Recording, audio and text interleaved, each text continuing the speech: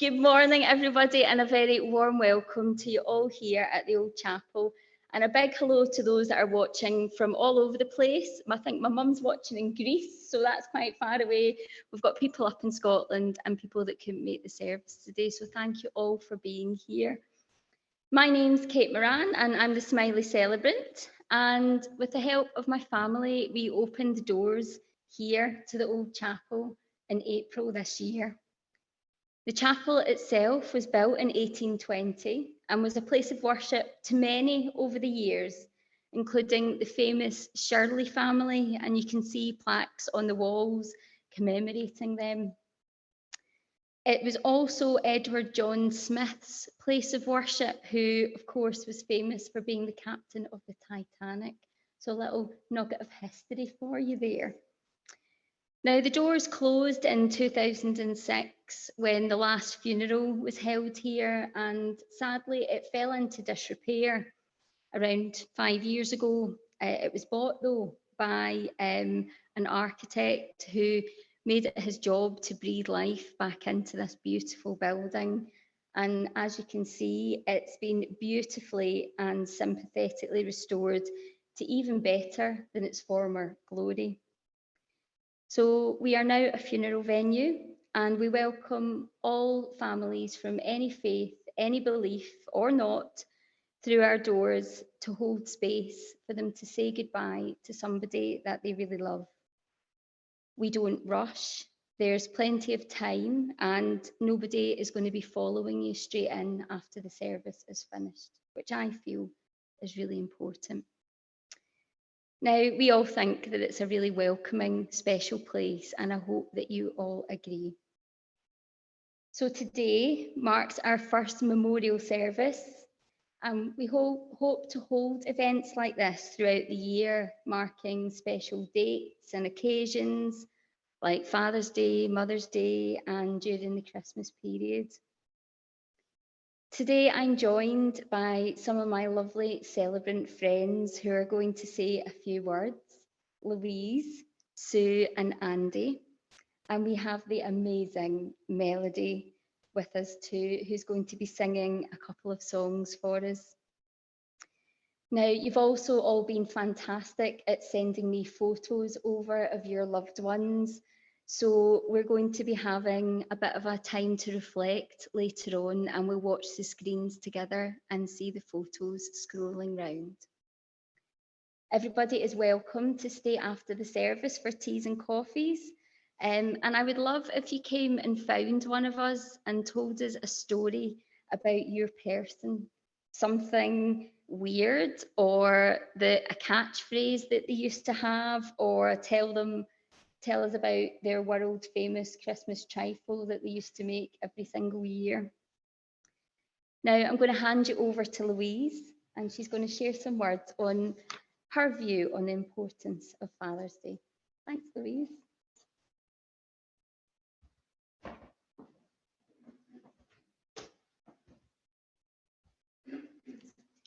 This is weird. It's like a whole new world being in this chapel. It's lovely. I know that's it. So Father's Day can evoke many feelings.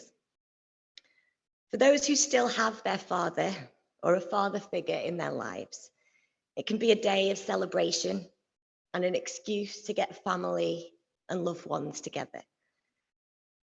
For others, including my dad, it's an opportunity to complain about Hallmark commercialism, or to wade through the sentimental poems and pictures of wellies and garden spades and cricketers for a card that feels a little bit more true to your person. And then, of course, there's another kind of Father's Day, and one that will likely ring true to everyone who joins us today.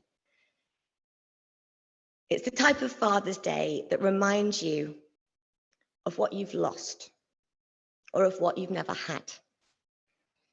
Whether that's your dad, or even a child that made you a father yourself. Now, I spent some time talking to friends who've lost their dads, because it doesn't feel right for me, who's lucky enough to still have mine, to wax lyrical on what I think it means. So what follows is the words of people who know how you feel. So when talking to friends about the reality or even the prospect of a Father's Day without the very person that you're celebrating, there were many sentiments that stuck out. That biology isn't everything. A father figure in any form, someone that offers help and support, or just a good joke, is someone worth celebrating. That Father's Day is just another day in many ways. We miss the people that we've lost every day of the year. But that sometimes seeing window displays, rows of cards, or adverts are just a very visceral reminder that can stop you in your tracks. That those of us that still have a father figure in our lives need to celebrate with them in person if we can, to tell them what they mean to us, and to let go of the little disagreements that don't matter too much. That people should try and tell their dads that they love them while they have the opportunity, even if it's not your or their usual style. We can do this on any day, but Father's Day offers a good excuse. The following are the very honest words of a friend of mine, which she's kindly given me permission to share. On Father's Day now, I have mixed feelings. I dread it because I miss Dad, but I look forward to it too, as I want to remember and celebrate him. Also, having my own child, Father's Day is special, as I want my son to show his love for his dad and granddad. It's a lot of mixed feelings. My dad was ill and died within 3 weeks. So we all still feel very traumatized, annoyed, angry, and in shock that something so important can be taken from us so suddenly. I never had time to prepare Dad or myself for him not being there. So for me, Father's Day, and every day if I'm honest, is a constant battle between wanting to remember Dad and wanting to avoid thinking about it at all. On Father's Day now, I like to talk about my dad. Funny things he did or what he'd be saying about us all right now. I also talk to Dad a lot, as if he is listening and still here, asking him for help and advice. I feel like he was snatched from us and gone in a puff of smoke, as if he was never here. Father's Day is special for remembering, but remembering is upsetting. And sometimes we need to be honest and just give ourselves a break on that one. It's a day I look forward to and dread in equal measures. It'll be nice one day when hopefully these feelings are more happy than sad.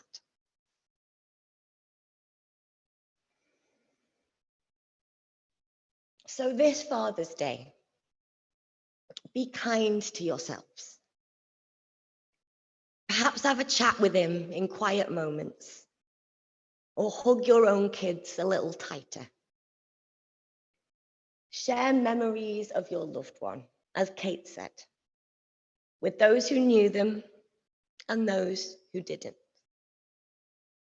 The telling and hearing of these stories cements people in our memories and makes us remember them clearer and for longer. Whether it's his endless dad jokes, a penchant for bow ties, the sound of clattering in the shed, the kettle constantly being on, or all the things that they've taught you. One thing is certain. The more we talk about them, the more they stay with us, because they live on in you, on Father's Day and every day. Thank you.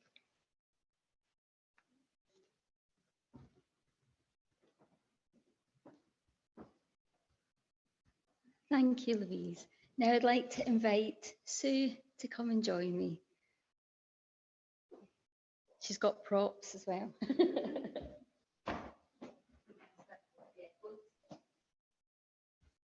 Hello. My name is Susanna, and I'm going to share some words that I wrote about my dad, reflecting back on the many years ago since he's gone. It's called At the Time. At the time, I didn't realise what I had. I was 21, full of life and dreams, and I was in my second year at uni and in love. Dad had been poorly for a couple of years, but we thought that he'd beat it, because life was for living, right? At the time, our relationship consisted of him mostly taxiing me around, picking me up from outside of Ritzy's at 2 a.m, always there in his green Cavalier, waiting patiently for me to wobble into the car giggling with my mates, and never really listening to what we were saying in the back seat. Tinkling with my car, sorting out my brakes, always waving goodbye to him without a backward glance. At the time, I didn't realise how much I took my dad's presence for granted. He was like a reliable constant, part of the fittings of our family, a quiet, steady presence, hardworking, a very quirky sense of humour, and a story to tell. At the time, I kind of thought he'd always be there. No one I knew had lost their dad.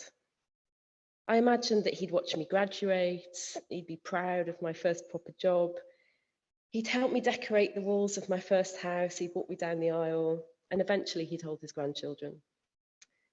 And then one day, when he was really old, he died peacefully, surrounded by all of us in his bed, and then we'd reminisce on a lifetime of the memories that we'd shared together.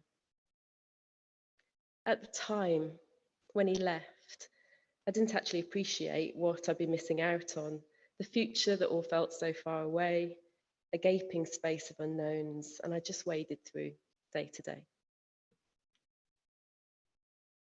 And now, Dad, 31 years later, more of my life spent without you than with you, I wish that we could have known each other as adults.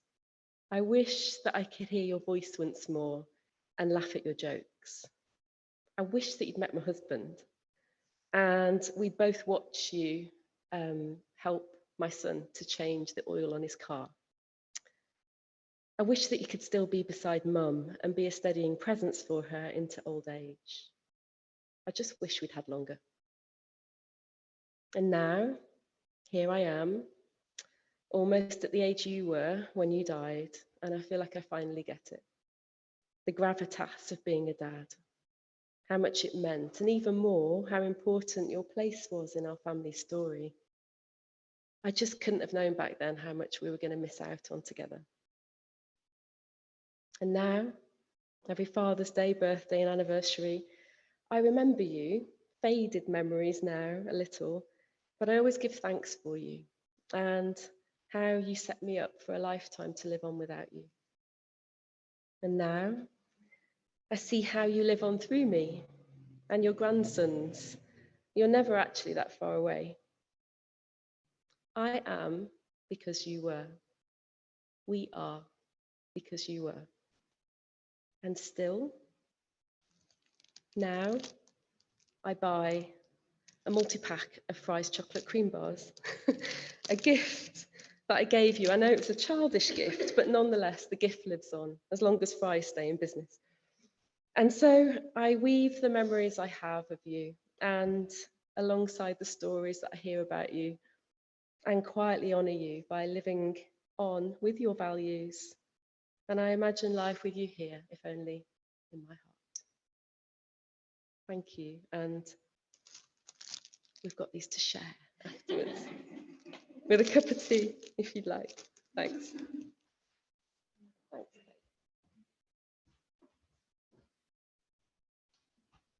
Thank you, Sue. I'm definitely going to try one of them. I don't think I've ever actually had a fries bar before. Sorry, everyone. Controversial. More of a deep fried Mars bar kind of girl. Classy. Now, Melodie came along to our open day back in April to say hello to us. And my mum, the typical Scot, said, "Go on, give us a song then." And the chapel was empty. It was right at the end of the day, and there was just a few of us sat there, and she got up and just went for it. And it was absolutely fabulous. We all had tears streaming down our faces, so there is tissues under some of the chairs if you need some, guys. Now, I met her a couple of months ago. We accidentally bumped into each other and made contact again, and I asked if she would like to come and sing us a couple of songs today, and she has very kindly said yes. So I'm going to invite Melodie up to sing our first song today. And Oscar, in a second, when Melodie gives you the thumbs up, you can press the music for the button, okay? Button for the music. Come on, Melodie.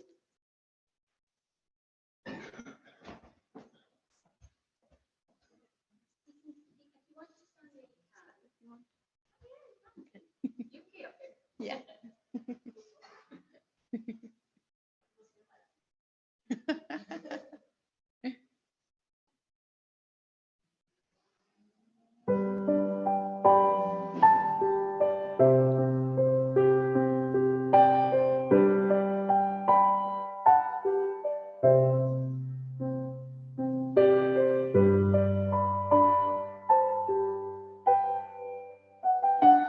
For you, there'll be no crying.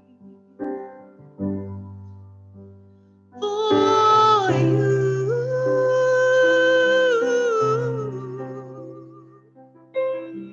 the sun will be shining, 'cause I feel that way. I'm with you. It's alright. I know it's right. And the songbirds keep singing like they know the score. And I love you, I love you, I love you like never before.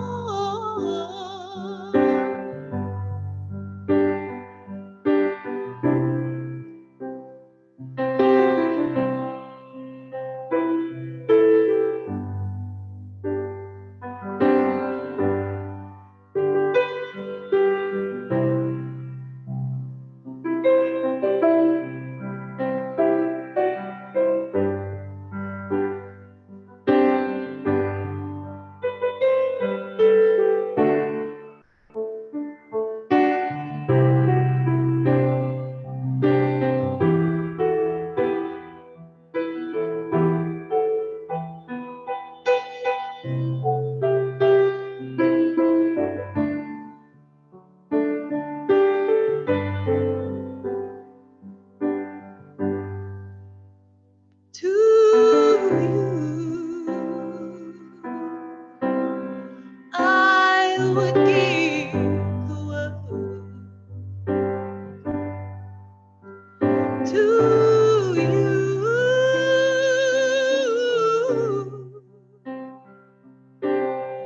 I'll never be cold, 'cause it feels that when I'm with you, it's alright.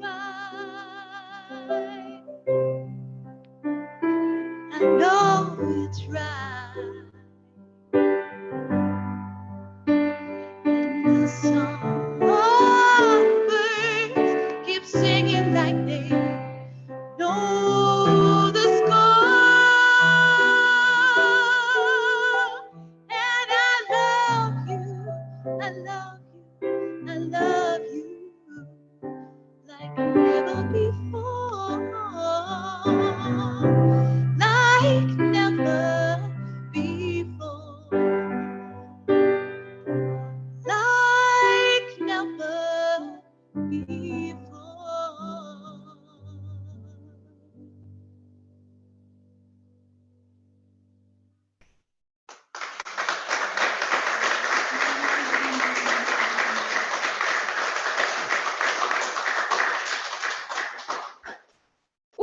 was a bit emotional, wasn't it, ladies and gents? Thank you so much. That was absolutely beautiful. And you're going to sing us a little song again at the end. Now, we're going to just take a moment of reflection now for a few minutes as we remember those who are no longer with us. And as I said earlier, you've all been fantastic at sending photos over to me of your loved ones to put on the screens. So please join me as we watch together.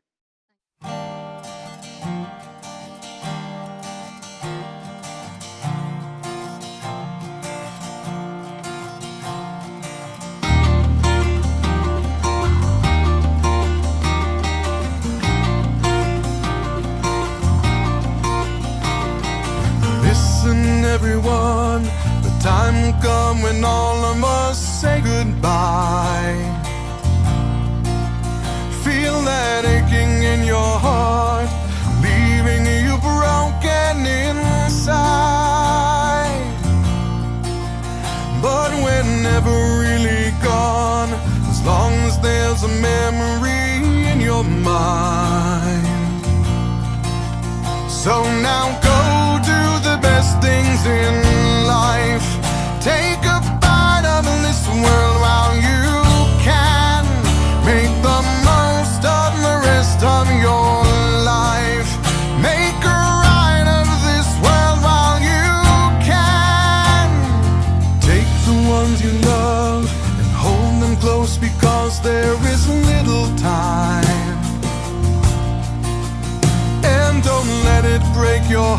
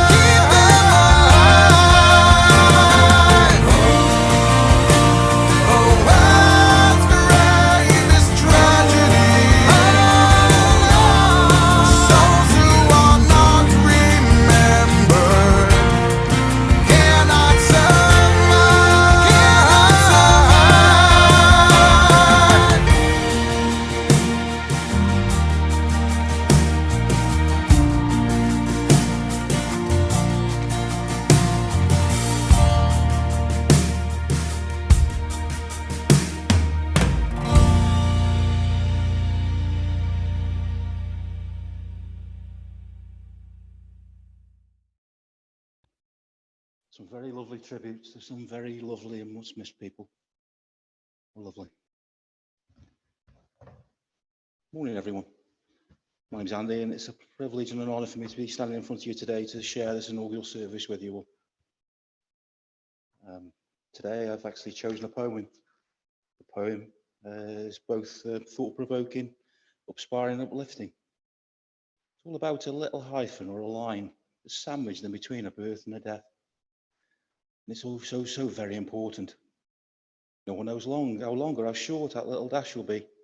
Hence the importance of living a good, love-filled one is a goal we must all achieve and aspire to attaining. I give you The Dash, written by Linda Ellis. I read of a man who stood to speak at the funeral of a friend. He referred to the dates on the tombstone from the beginning to the end. He noted that first came the date of birth, spoke of the following date with tears, said what mattered most of all was the dash between those years. For that little dash represents all the time they spent alive on earth. Now only those who love them know what that little line is worth. But it matters not how much we own. The cars, the house, the cash. What matters is how we lived and loved, and how we spend our dash. So think about this long and hard. What are the things you'd like to change? We never know how much time is left, but still can be rearranged.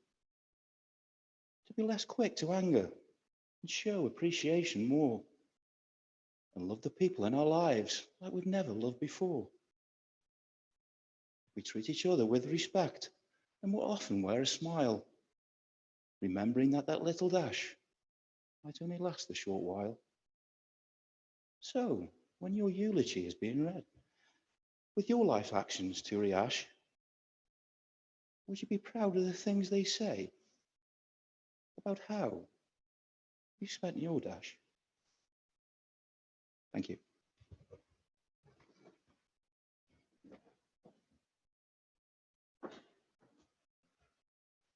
Thanks, Andy. That's one of my favourite poems, and I think it just makes us realise it's the time that you've got on this earth, isn't it, that means the most.